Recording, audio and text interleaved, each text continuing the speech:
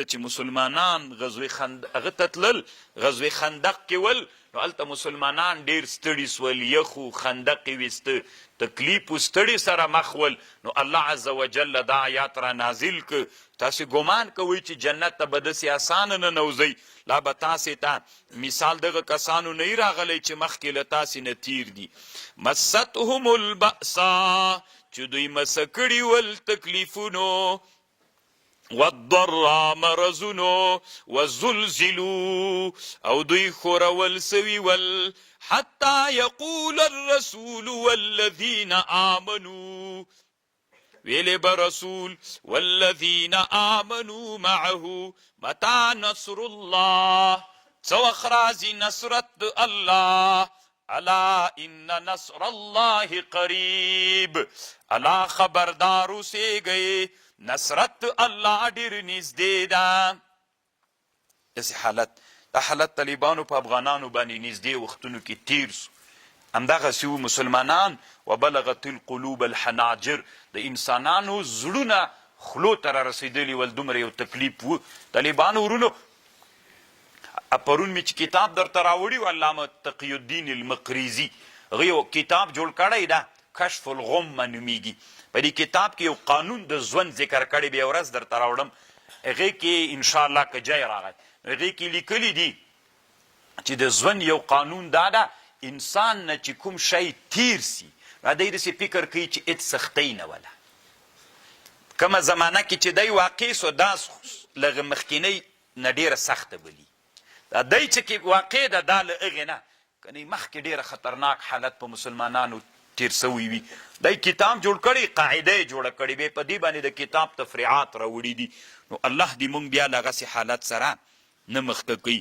مونږ باندې داسې ورځ راغی، مونږ ویلې الا ان نصر الله متى نصر الله، څه وخت به راځي چې الله عز وجل د الله نصرت راولي او د مونږ په مدرسو باندې د الله د توحید سپین بیرغ ورپیږي. الله ویلې الا ان نصر الله قریب، رښتیا و. اوس مو الله امتحانوي دا ورې چې مغرور کیږئ، رشوت خواره کیږئ، د ملت سره ښه معامله کوئ، د بادشاهي سره کبرجن کیږئ، بدلیږئ که تسلیمیږئ الله ته.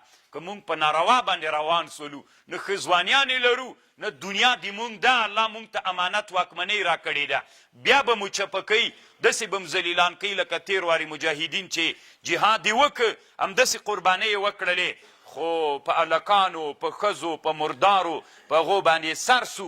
الله عز وجل داسې بدبخته انسانان ترنه جوړ کړل چې د هیڅ ملت په زړه کې الله دې مونږ داسې نه کړي. خو که بېلارې سولو، دا بعیده مه بلئ، دا ورځ دې یاد وي، خو الله عز وجل دې مونږ په امتحان کې نه ناکاموي.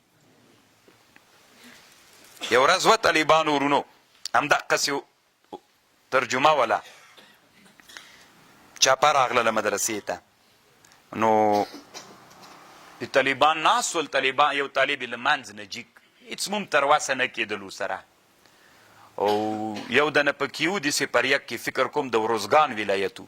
ما ته ویلي وي دا اول وار ده چې دومره زړور ملا وینمه چې موږ سره دومره تیز غږیږي. نو ما وی څومره چاپې چې وجولي داسې ملا مې نه ده لیدلی، مې دا ملا نور ملایان نه فرق لري. نو څو ورځې له دې چاپې نه مخکې نیولی وو که نه، نو هلته چې په ما باندې ریاست نوت کې 2 ورځې تېرې کړلې، نو الله عز وجل انسانانو په زړونو کې یو محبت الله په خاطر. دلته طالبانو په کابل کې مظاهرې سولې، داسې مظاهرې وسولې چې 13 کلن د جهاد مبارزه کې د ریاست نوت نه 2 ورځې د جمعې په ورځ باندې څوک هم ټول افغانستان کې څوک نه ده راوتلی، که راوتلي هغه یې زه راویستلی یم. دا د افغانانو مجاهدینو یو لوی احسان و له ما سره. یعنې چې ریاست نوت نه به دوی ویلې بڼکه به چې راوړله هغه په میاشتو نه سو وتلی، زه یې الله د جمعې په ورځ باندې ترنه راوویستلم. او دا اول وارو کله چې زه ریاست کابل ته بیا راوړم، هغه جنۍ چې راخوشې کولم، تر ریاست کابله پورې دا په 13 کلن جهاد کې اولینی وارو چې تر ریاست کابل پورې سپین بیرغونه راورسېدل. نو تکبیرونه نارې ولې طالبانو، بیا له هغې نه وروسته الله د کابل ښه ورځ ونه لیدله.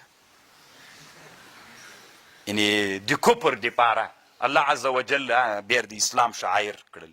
الله دې نه کوي طالبانو، که مشرانو نه تزلزل حالت راغی، ملت بیا د دوی نه پوښتنه کوي، موږ ته به اسلامي نظام ساتي، په هره معنا چې وي موږ ته به اسلامي نظام ساتي. دلته وینې توی سوي دي، قربانۍ سوې ده. ته مو چې مشر کړې ښه ځواني نه لرې، دنیادار نه یې، صرف د دغه په خاطر چې د اسلامي نظام ساتنه راته وکړې، ساتنه به یې کوې.